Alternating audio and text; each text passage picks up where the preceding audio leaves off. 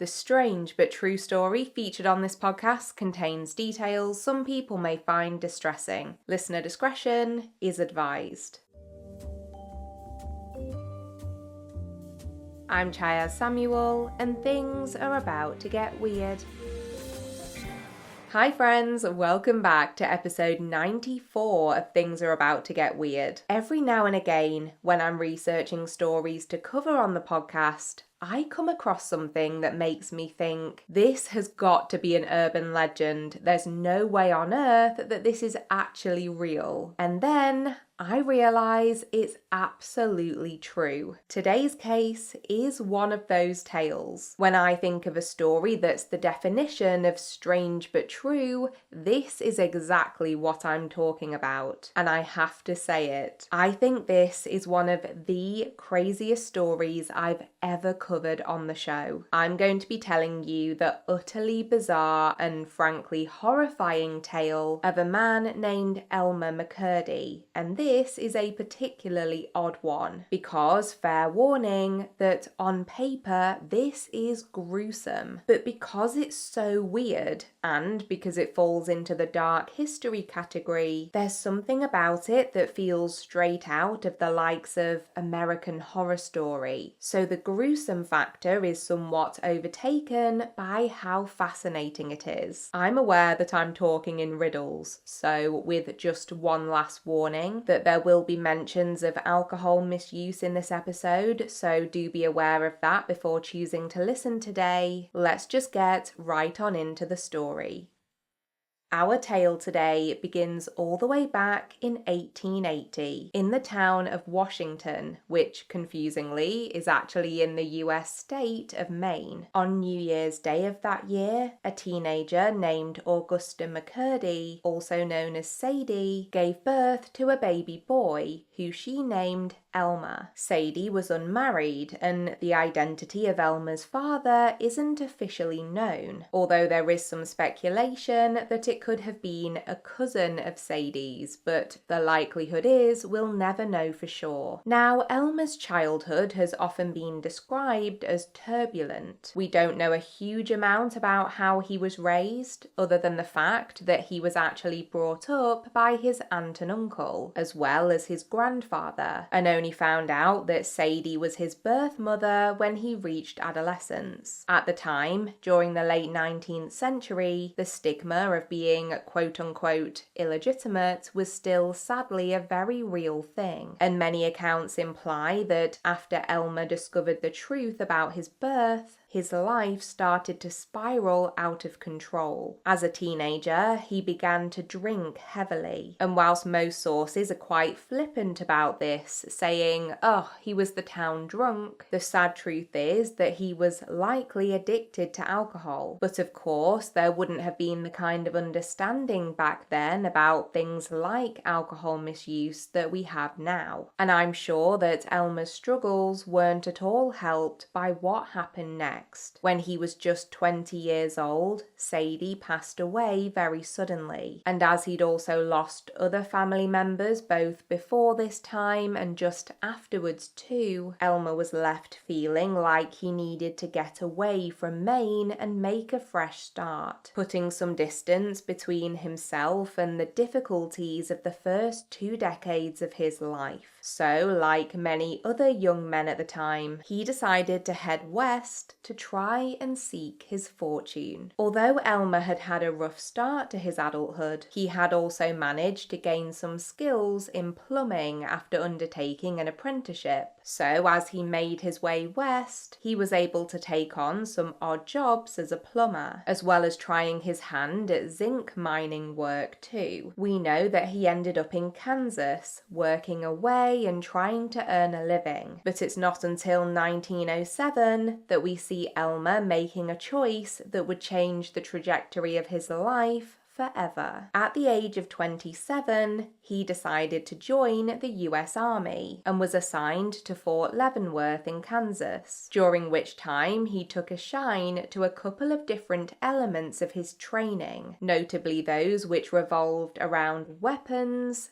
and explosives. In particular, he developed an interest in nitroglycerin, which is an extremely volatile and powerful explosive, not to be messed with. But apparently, Elmer didn't heed this warning. After 3 years, he finished serving his time in the army and was honorably discharged in 1910. But unfortunately, many of the problems that had plagued his earlier years followed him back into his civilian life too. Elmer's struggles with alcohol caused him great difficulty when it came to either getting or holding down a job, and it wasn't long before he found himself entangled with numerous groups of less than reputable people. After moving to the state of Oklahoma, Elmer began to team up with different criminals or wannabe criminals to carry out any and all kinds of robberies they could think of. He had styled himself as the explosives expert, even though the truth was that he wasn't an expert at all, and would use nitroglycerin to try and break into things like safes to steal their contents. Before he knew it, Elmer ended up agreeing to participate in a train robbery, which was a big step up from the crimes he had previously been clocked for, which included things like public intoxication and the possession of burglary paraphernalia. By this time, it was March of 1911, and the gang Elmer was part of had decided to rob an Iron Mountain, Missouri Pacific train after receiving a tip-off that it was carrying a significant amount of silver on board. After managing to board and hold up the train, Elmer located the safe and attempted to blow the door off using nitroglycerin.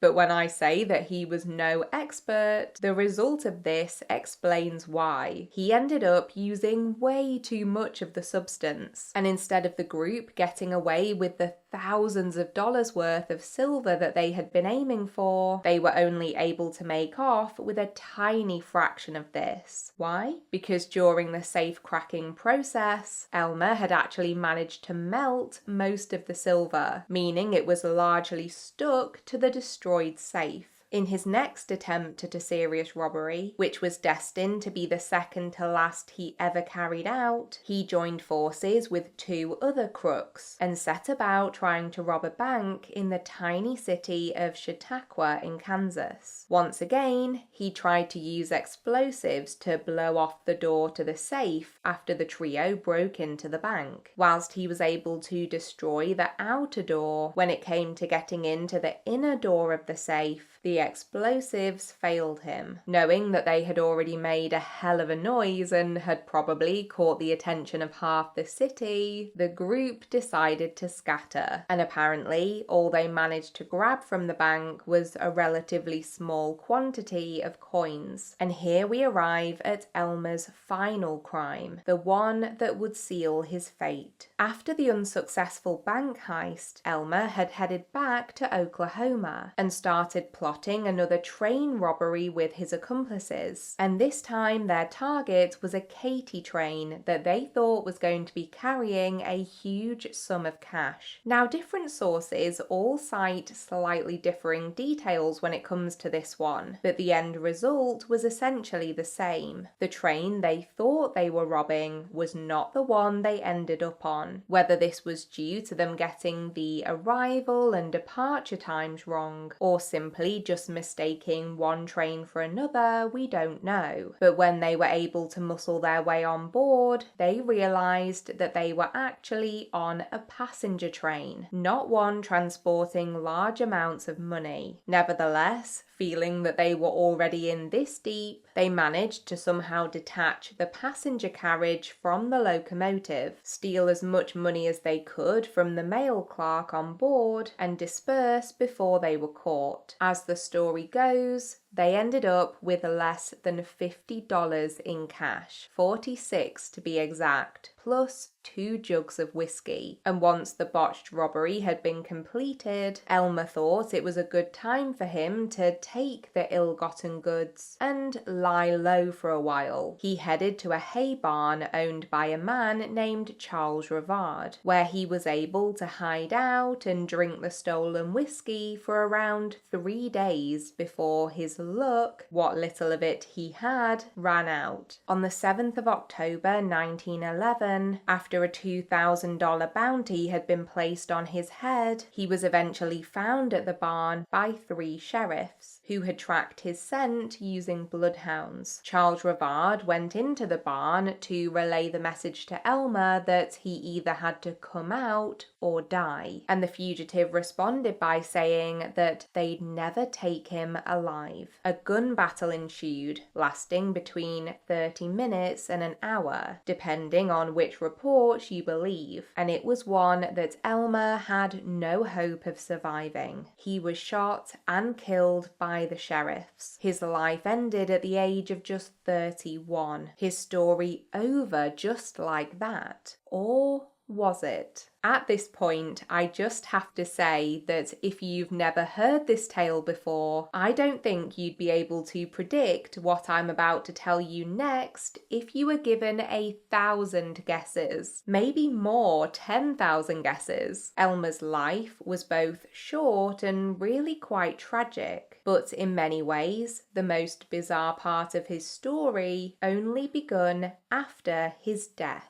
I know, I can just hear you saying to me, Chai, what are you talking about? How can the saga of this bank and train robber become wilder after they've died? Well, allow me to explain. After Elmer was shot dead by the sheriffs, his body was taken to a funeral parlor in the city of Pawhuska, Oklahoma. Whilst there, he was embalmed using an arsenic-based fluid, which I have to admit that I had never heard of before. Employing arsenic for this purpose was stopped during the early 20th century, so it's likely that Elmer was amongst some of the last to have his body preserved in this way. It's here that we loop back to one of the sad facts I mentioned towards the start of the episode, which is that Elmer sadly didn't really have any family members left living, at least no one he had been close to. And as for friends, well, judging by the people he associated with, I don't think any of them would be rushing forward to claim that they had a tight bond with this man who had died a wanted criminal, probably for fear of being looked at with suspicion themselves, as though they could be one of his various accomplices, which the chances were they may well have been. So what this meant was that Elmer's body remained at the funeral home for a while, just waiting to be claimed by his next of kin, or the closest thing to it. Whilst this may seem at first glance to be an act of dignity or even kindness afforded to the deceased man, the reality was that in most cases the body had to be claimed so that there was someone to pay the funeral costs. But that day never came for Elmer. No one ever turned up. And so the undertaker, Joseph L. Johnson, decided on a pretty unusual course of action. Remember a couple of episodes back when I was telling you about the unknown woman of the Seine, whose death mask eventually became the inspiration for the design of the Resusci Anne dummy? Well, in the same way that the unknown woman's body was displayed in Paris, in the hope that someone would recognize and then properly bury her, the same was done for Elmer all the way over in Oklahoma, except that Johnson's motives behind having Elmer's body on display were perhaps a little more self-serving. What he actually did was dress the late fugitive up in the kind of clothing that would be associated with a gangster at the time, and placed a rifle in his hand too. He was quite literally propped up in a corner, and over the next 5 years, he became somewhat of a local attraction. As horrible as that is to say, Elmer had gained a few nicknames posthumously, including the Bandit who wouldn't give up, and the embalmed Bandit, and Johnson would charge people 5 cents to come in and have a look at the train robber up close. There are all sorts of weird tales associated with this time in Elmer's afterlife. Some reports state that the visitors paid their fee by placing their 5 cents into the corpse's mouth, with Johnson then collecting his takings from Elmer's jaws at the end of each day. Others claim that the undertaker would sometimes put roller skates onto the embalmed body as an extra source of entertainment for those who came to see him. Roller skates. I don't really think I need to say this, but to be clear, the laws around what could be done with human remains back then were obviously a lot more lax than they are today. And if it wasn't for what happened next, I'd almost be inclined to think that this was all made up. But as it turns out,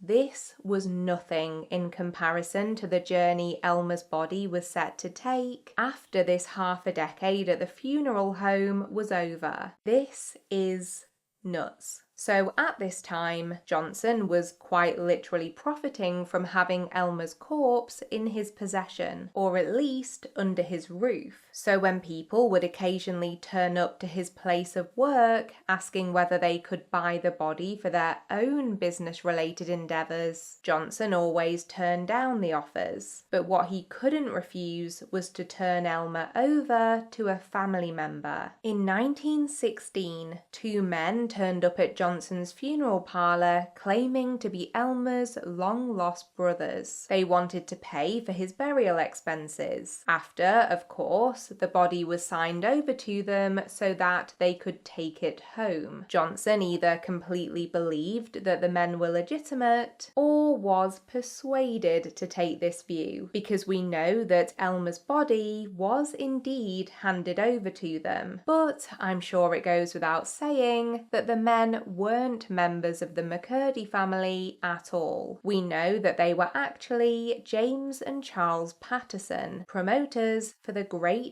Patterson Carnival Company. I told you that this was like something out of American Horror Story. I cannot get my head around this one. Just wait, you'll see what I mean. So if you don't know much about these kinds of travelling carnivals, at the time it wasn't uncommon for them to feature things like the embalmed corpses of notable people, specifically people like outlaws, and the branding, if you will, that Johnson had given to Elmer, this bandit who wouldn't give up label, is something the brothers carried through as they begun to display Elmer's body at their carnival shows throughout the United States. He gained several other nicknames during his travels too, everything from the famous Oklahoma outlaw to the 1,000-year-old man, which was definitely false advertising, but anything to bring in the punters, hey? It's often been pointed out that this period was fairly reflective of the person Elmer had been in life, a drifter, someone who moved around and could never settle. I'm not sure that this comparison is quite as romantic as some sources try to make out, but I understand the point they're getting at. In either 1921 or 1922, however, the Pattersons actually sold their company to a man named Louis Sonny, and according to an old cutting from the Evening Independent newspaper, Elmer's body was then exhibited in a show run by Sonny, the Museum of Crime, until around the time of the Second World War, when these kinds of attractions lost their appeal with the public. Over the next few years, it seems as though Elmer's body, which ended up falling into a state of mummification, was being lent out to anyone and everyone who wished to display it for one reason or another. Most of these loans were to the sideshow circuit, so he was exhibited at different pop-up events throughout the country, but occasionally he was used for something entirely entirely unexpected, like in 1933, when his corpse was used as part of the promotion for the Dwayne Esper film Narcotic. In an eerie throwback to his time at the funeral parlor, he was once again propped up in the corner, although this time it was within the movie theaters that were showing the film. I think the idea was that he was meant to represent someone who had been under the influence of drugs, as the storyline of the film shows the decline of a person who becomes addicted to certain substances, which is again just...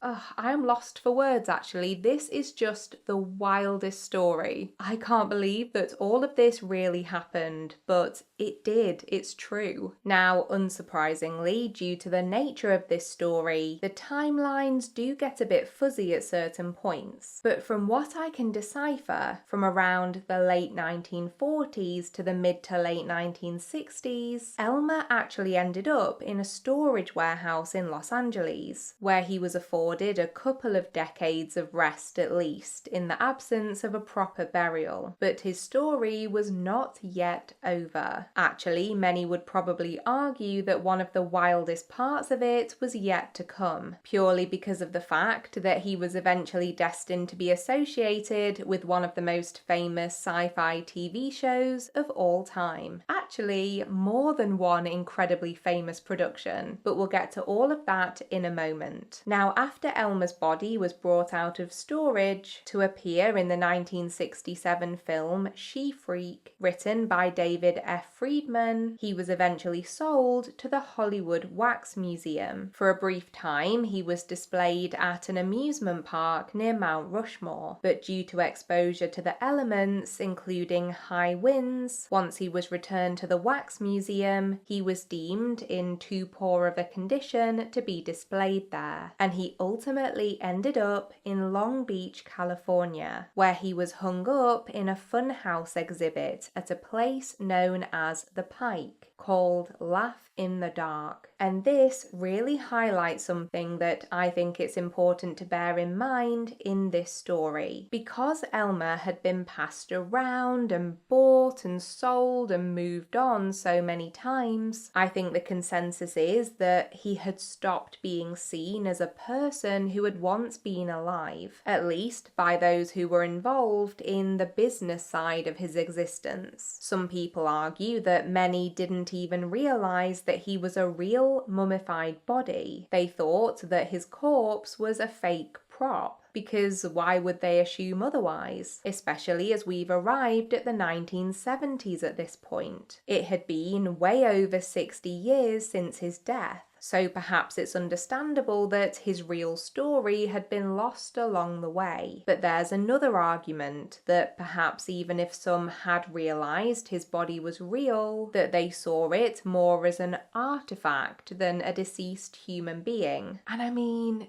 gosh, I'm trying to understand and look at it from that perspective, but it's just so bizarre to me. Anyway, by this time, the year is 1976, and there was a palpable buzz in the air at the Pike Amusement Zone because a huge television show was heading down there to film part of a new episode called Carnival of Spies. And the show in question was The $6 Million Man. This is really horrible. But the way Elmer's body had been used within the exhibit was that, according to newspaper reports from the time, it had been painted fluorescent red and hung from what was meant to look like a gallows. Absolutely grim. And this is one of the points that makes me wonder whether anyone would have really done that to him if they had honestly realized that this was a real dead body. Surely not. They must have thought he was an old, realistic mannequin,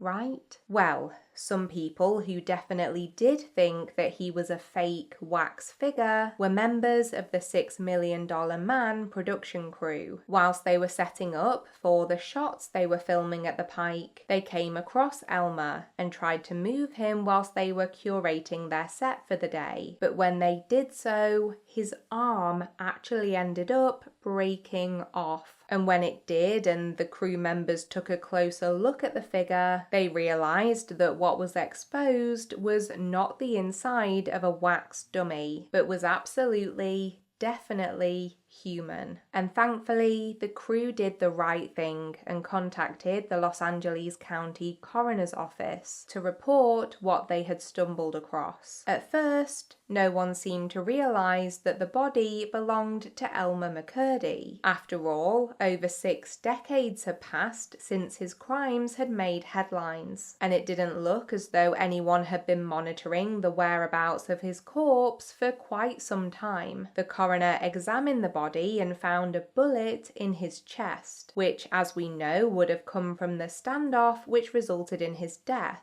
And they also found traces of the arsenic-based embalming fluid which had been initially used to preserve his body, so that would have given them a rough timeline to work with. According to the New England Historical Society, there were also some carnival ticket stubs found in his mouth too, and with all of the physical clues added together and the assistance of several historians and even a forensic anthropologist who consulted on the case, they were eventually able to conclude that their mysterious real-life mannequin was, in fact, the one-time outlaw Elmer McCurdy. Now, as I'm sure you can imagine, after this discovery was made public, there was massive renewed interest in Elmer's story, and this actually had an impact on what was set to take place next. It looks as though the coroner's office was originally planning to cremate Elmer's remains, but after an intervention by a man named Fred Olds, an artist and director of the Oklahoma Territorial Museum, it was agreed that he should be allowed to take Elmer back to Oklahoma to receive a proper burial. After over 60 years, his body was finally handed over to someone with good intentions regarding laying him to rest, and Fred arranged for Elmer to be buried in the Summit View Cemetery in Guthrie, Oklahoma, in April of 1977. But believe it or not, the strange details surrounding his story don't end there. Elmer's burial plot ended up being very close by to that of another famous outlaw, Bill Doolin,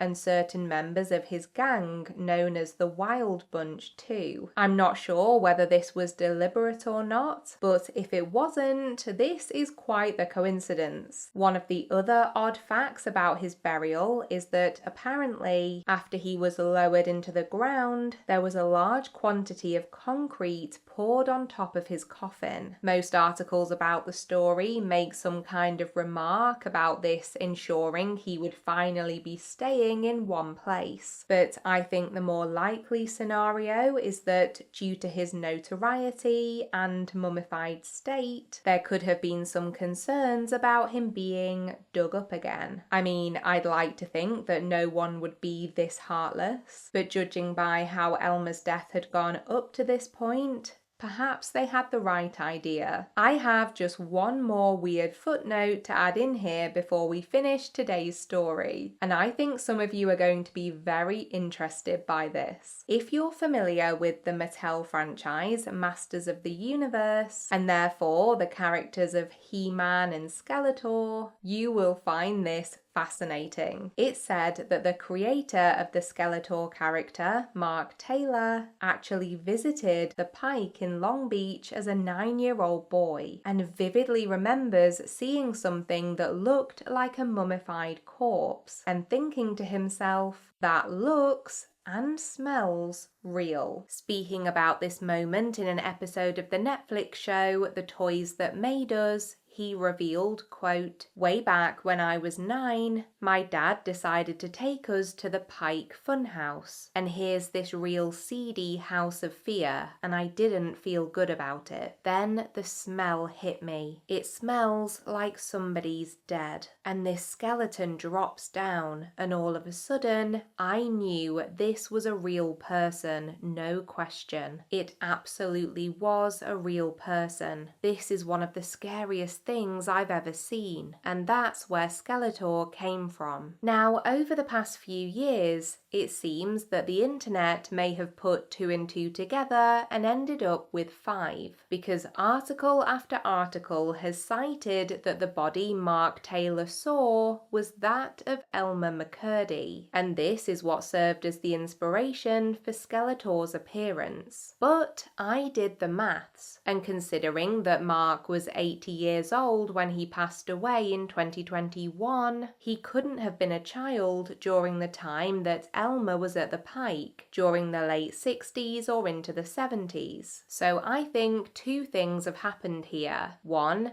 Elmer has ended up taking on a role in a misinformed internet legend. And 2, Mark Taylor's anecdote may have just revealed that Elmer wasn't the first real body to have been displayed at the Pike. It's possible that there could be many more tales similar to Elmer McCurdy's out there that we simply don't know about. All alleged and pure speculation, of course, but if it happened once with Elmer, the question I'm left with is, could it have happened before? And if that doesn't just sum up the utter absurdity of this entire tale, I truly don't know what does. Well, do you see why I describe this as one of the craziest stories I've ever covered on the podcast? It's completely astonishing, and even though Elmer was certainly no angel in life, I found myself feeling terrible for him. He definitely didn't deserve the indignity he faced after death, being passed around like he was, and I'm glad that he's finally at rest. Had you ever heard about this story before? I can't believe that I hadn't. When I started reading about it, I was shocked that it had escaped me for so long. But that was the completely bizarre and horrifying tale of Elmer McCurdy. Please do let me know your thoughts on this one. I think we have a lot to chat about in the comments, so I look forward to catching up with you all over there. But before we finish off today, we still have time for one of my favourite parts of any episode, our outro feature, Weird Media. Now, if you're on the hunt for a TV show to get stuck into, I have just the thing. I think this might be one of the most underrated programs of the past year or so. For some reason, I don't hear many people talk about it, but I think it's a complete and utter gem. I'm talking about the Apple TV series Your Friends and Neighbours, which stars Jon Hamm in the lead role of Andrew Cooper, or Coop as he's known. If, like me, you were a big fan of Desperate Housewives back in the day, I think you will love Your Friends and Neighbours. It's got that same juxtaposition of beautiful neighbourhood full of beautiful people and this dark backdrop of crime and murder and betrayal. It's not quite as heavily comedic as Desperate Housewives, but there's definitely some humour running through it, and the opening credits alone will be enough to hook you in and at least make you curious about the show. I don't know if awards for opening credits exist, but if they do, I would be nominating Your Friends and Neighbours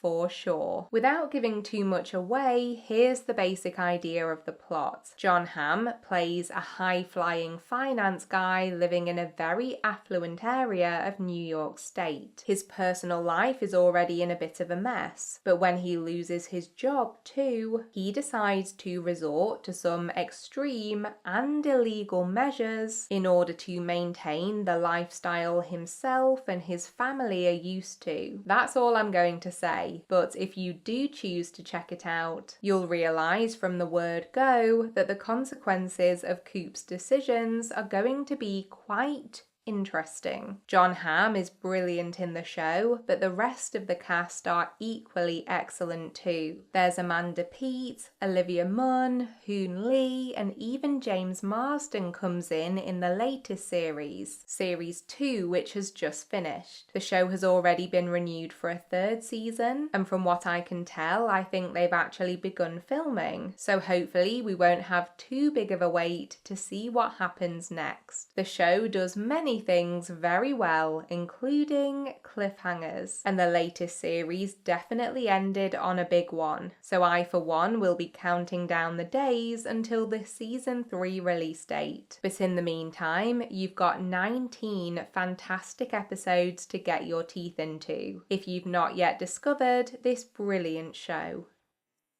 Thank you so much for joining me for this episode of Things Are About to Get Weird. I hope you found this one as fascinating to listen to as I did to research. In the show notes or description box, I'll be including links and shout outs to all of the sources I used during my research. And I'll also be listing our social media pages as well as our email address. If you're listening on Spotify, please feel free to leave us a comment, and you can also get in touch on Instagram, Threads, Facebook, or TikTok and tell me what you made of today's story. If you've enjoyed this episode, I would massively appreciate a quick rating or review on Spotify or Apple Podcasts. It's a wonderful, free way to support the show. Finally, if you're watching on YouTube, please feel free to subscribe and give this video a thumbs up. Thank you once again for being here today, and I'll be back next week with a brand new strange but true story to tell you. So until next time, take care of yourself